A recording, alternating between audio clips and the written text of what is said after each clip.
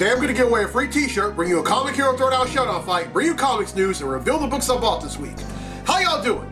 I'm Victor, and you are watching the Comic Hero Show. Now kick that intro!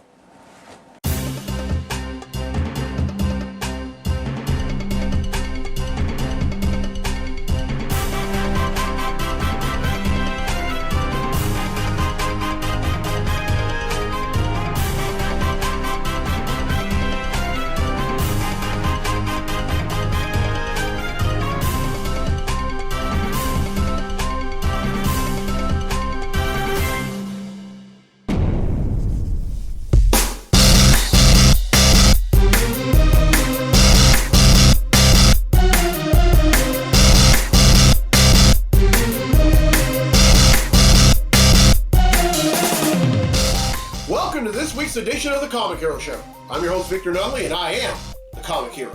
This month is PCOS Awareness Month. Now PCOS, which stands for Polycystic Ovarian Syndrome, is a hormonal disorder that women can only experience that causes enlarged ovaries with small cysts on the outer edges. Now the cause of PCOS isn't well understood, but it may involve a combination of genetic and environmental factors.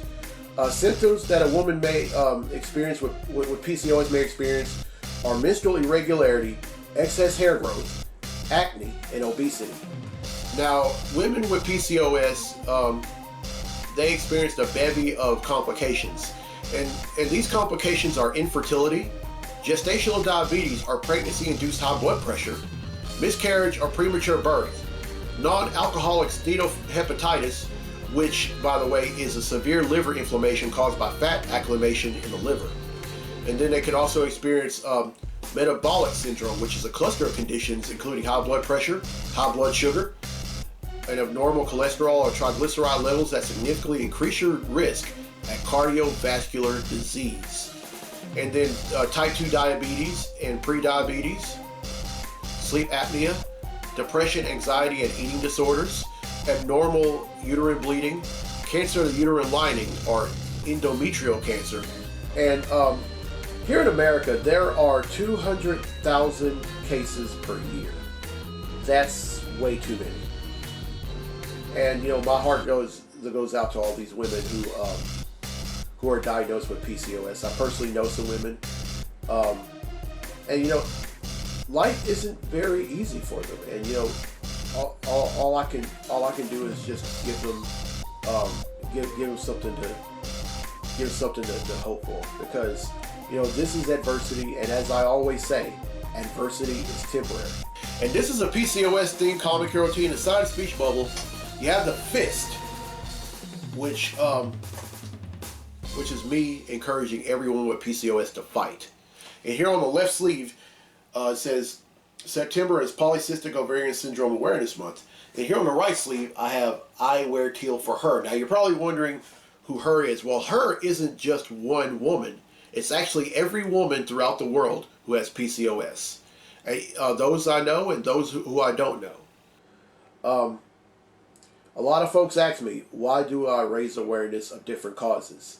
And some people ask, why do you raise awareness of causes that only affect women? Because, well, the answer is simple. Because it shouldn't have to happen to you for it to matter to you. And it matters to me. Anything that any man, woman, boy, or girl that is experiencing matters to me. Because, you know, we're living in a hurting world. And hurt comes in different forms. And I want to do all I can to try to be a soother to any hurt that a person goes through. All right, it's time to give away a free t-shirt.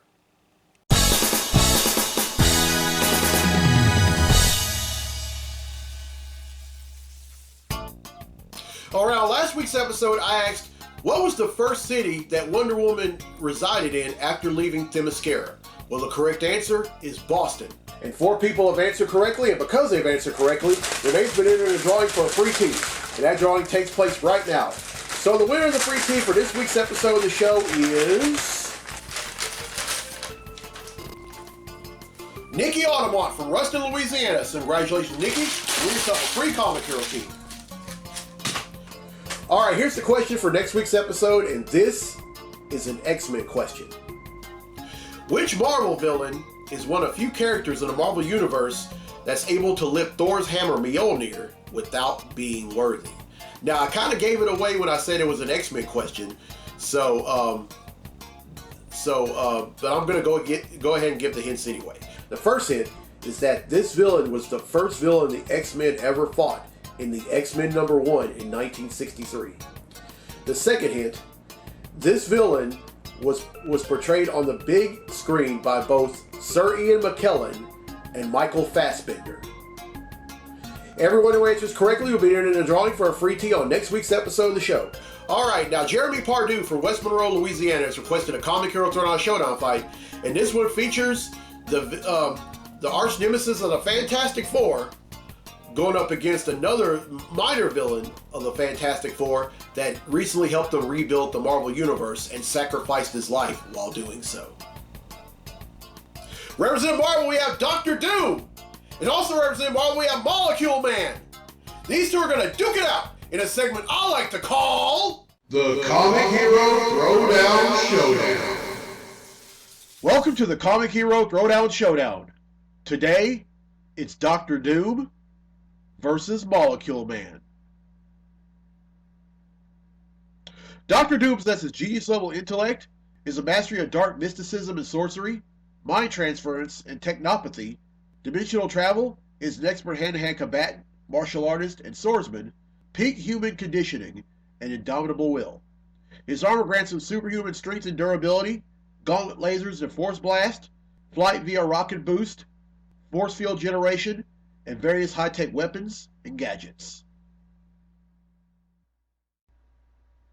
Molecule Man possesses reality warping and molecular manipulation. Who would win? There obviously wouldn't be a lot of hands thrown in this fight. Molecule Man will remind Doom by asking, "You do know I can end this very quickly, right?" Doom would answer, "Oh, Doom knows, but it won't be you to end things. It'll be Doom's will." What Molecule Man means is he's also a living bomb. With a single thought, he can destroy the universe. What he doesn't know is that Doom conjured up a spell that negated that ability before he came in contact. Angered by this, Molecule Man scrambles Doom's molecules to the point where the latter's face is healed. Doom then says, "You healed Doom's face. However, this changes nothing. You will still face the wrath of Doom." Doom then ends the fight by creating a force field around Molecule Man and triggering his own detonation power, killing him in the process. Dr. Doom wins, and that concludes this fight on the Comic Hero Throwdown Showdown. All right, thank you, Jeremy Pardue, for that fight. I hope y'all enjoyed it, and I'll have another one for next week. And if you want to request a fight, please do so. It can be comic book character versus comic book character. It can be comic book character versus video game character. And it can also be comic book character going up against a very serious science fiction minded cartoon character. All right, now it's time for Comically Speaking. So without further ado, let's talk comics.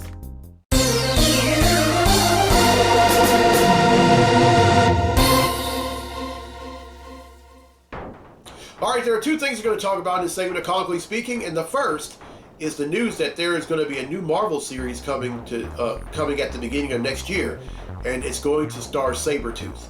Now, Sabretooth is a character, a longtime X-Men villain, who hasn't really seen the light of day in the last 2 years, and there's a reason for that. The reason was because after all the mutants had moved to the island of Krakoa, he ended up breaking one of their laws, and that law was that the law he broke was that he killed a human being. Now, the one thing about Professor X doesn't play that. He's all about mutants and humans getting along, but over time he's become this. Okay, we take care of our own, but if you mess up, that's your butt. So he ends up getting exiled to this, to pretty much this version of Hell on Earth called the Pit, and hasn't been seen ever since. In this series, we get to see what Sabretooth was up to while living in the Pit, and then how he got out. And honestly, when I found out about this, I thought, I don't know if I want to read this, because Sabretooth really hasn't really been one of my favorite characters. But I don't know. I think I might read it. But Sabretooth, a new series coming to Marvel at the beginning of 2022. All right, now the second thing is that I finally got a chance to see Zack Snyder's Justice League. Now, it came out on HBO Max. It was exclusive to HBO Max, but it was released on Blu-ray and DVD a week and a half ago. So I jumped to the chance and I bought a DVD, and I watched it both last night and this morning. And I must warn you, the movie lasts 4 hours and 2 minutes, and there are two discs. Disc 1 is the first half of it, and disc 2 is the other half of it. But let me tell you, that is 4 hours. That is 4 hours and 2 minutes that were well worth it, and it'll be well worth it if you see it. This movie was, it was a lot more detailed than the first one. But let me go back to when this movie was being filmed. Zack Snyder had to step away from filming the movie after the death of his daughter Autumn. As a matter of fact, Zack Snyder's Justice League was filmed in memory of his daughter Autumn, and he picked. I don't know if he did it or someone else did it, but Joss Whedon ended up filming the movie, and anyone who saw it, I share your. I feel for you, because I saw it and I didn't like it either. There was just a lot about it that really didn't make sense, and it wasn't, and there was just too much comedy in it when it should have been, which kind of goes against Zack Snyder's vision for all the DC movies that he's done dating back to Man of Steel. He ends up, but then when he finally saw it, he was not pleased, and then later he finds out about Joss Whedon's behavior on the set and how he treated the cast and crew. So he calls up all the cast and crew of Justice League, and he even calls up a brand new music composer, and he says, "Hey, let's do this right." And let me tell you, that movie does not disappoint. If you were disappointed in Justice League that came out in theaters in 2017, you will not be disappointed with Zack Snyder's Justice League.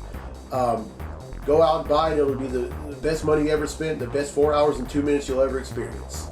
And I just, I love the scene where,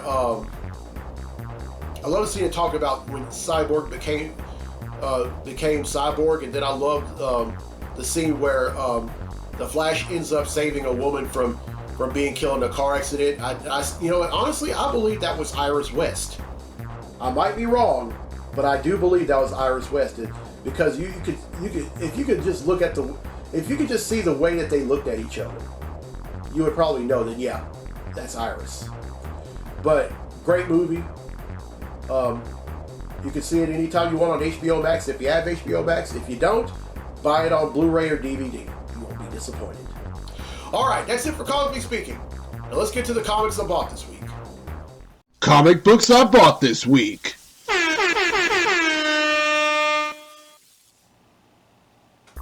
All right, first up, and I'm really excited about this book, is Dark Ages #1.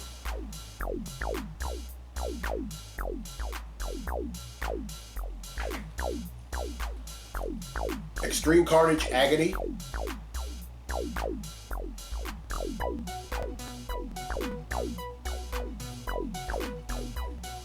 Really excited about this book also. Fantastic Four #35. Now I need to talk a bit about this book. This is the 60th anniversary issue of the Fantastic Four. They made their debut 60 years ago. Of course, that was a question that I had in the. Well, I don't think I had a question, but it's not a continuation from the past issue, but it's also talking about past.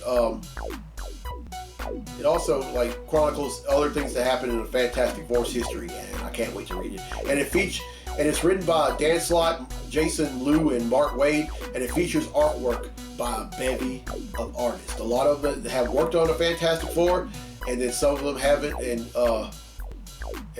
boy, I'm just excited about this. All right, next up is Icon and Rocket Season 1, Number 2.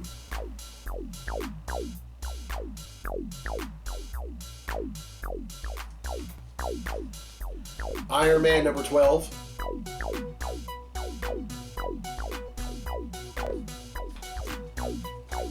The Joker number 7.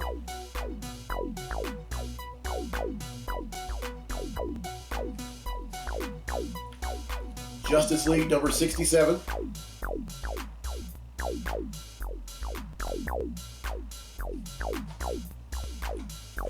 Marauders number 24.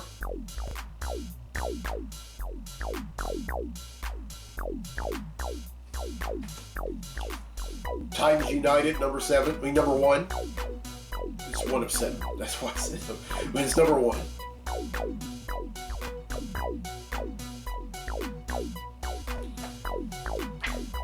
Wonder Woman number 779.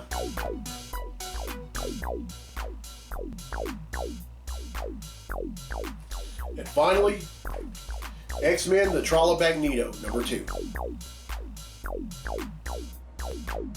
Alright, that's 11, which brings the total number of comics that I've bought since December of 1997 to 10,908.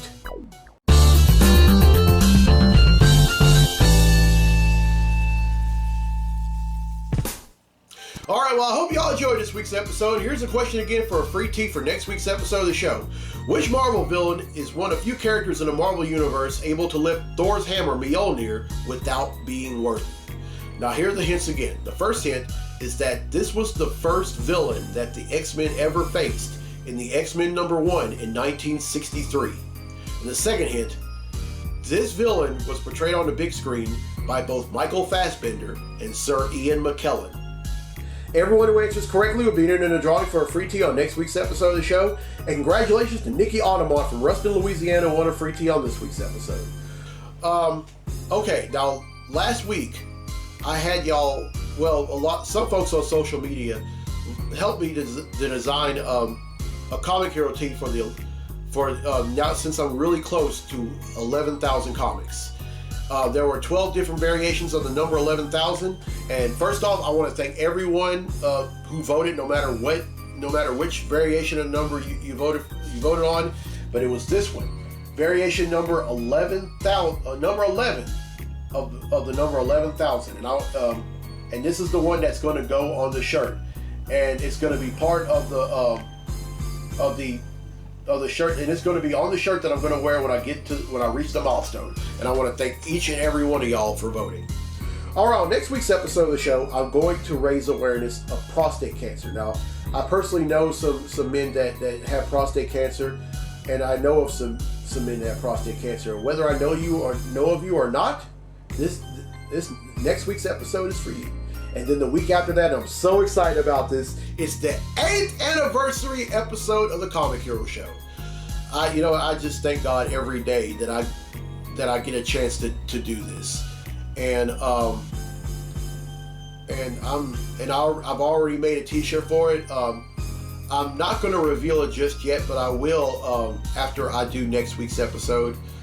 8 years. It doesn't even seem that long.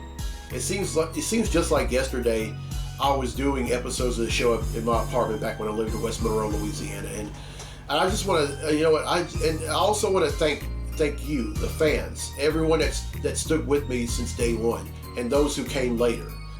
I just want to thank y'all, or if you're watching this for the first time, I just want to thank y'all so much.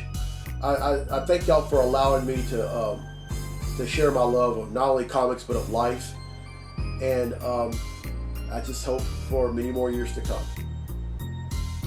All right, I'm Victor Nunley on the Comic Hero. I'll see you next week for episode 372. So until then, be safe, be blessed, be a hero.